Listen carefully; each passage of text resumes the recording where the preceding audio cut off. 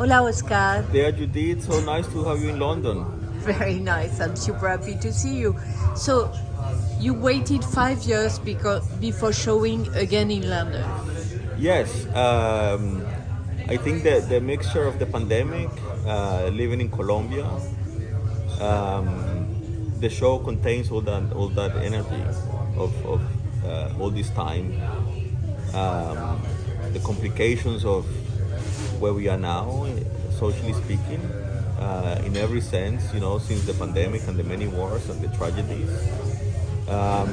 So the balancing act between collapse and spirit, it's very much putting that sense, all that information. And that's the title of the show. Yes, putting all that in the equation and also sedimentation of time through my own making process and the different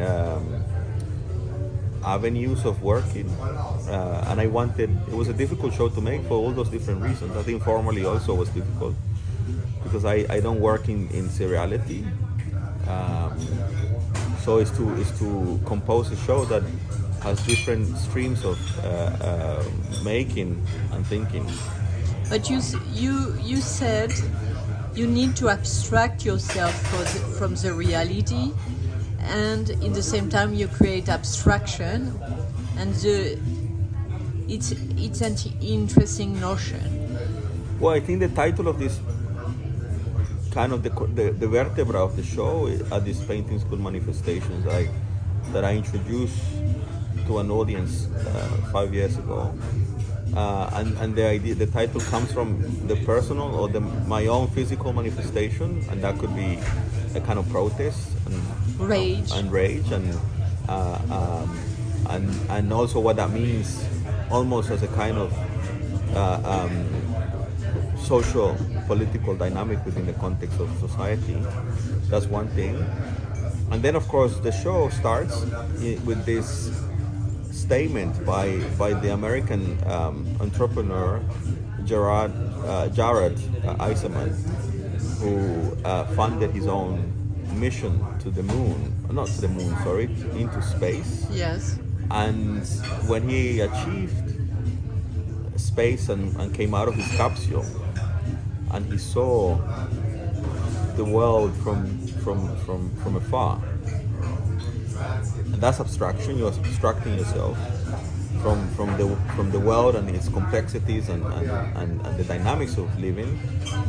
He said, we have a lot of work to do, but from where I stand or from where I can see, this is a perfect world. So this idea of perfection through abstraction, the idea of standing back, and to me that was the beginning of the show, because I am able to then compose almost a kind of conversation or a feeling or a situation that also speaks about maybe privilege or not being privileged, and then building up a kind of dynamic from that position. But for sure, people who has no privilege are not able to abstract themselves from reality, right?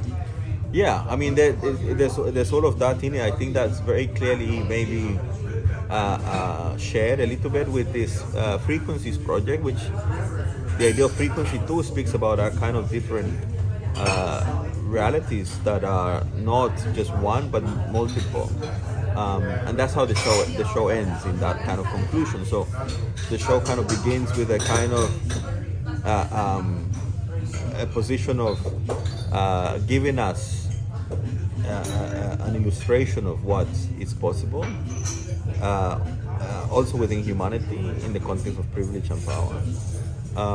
And then he ends with this kind of landscape, perhaps tragic landscape upstairs. Merci, muchas gracias. Thank you, gorgeous.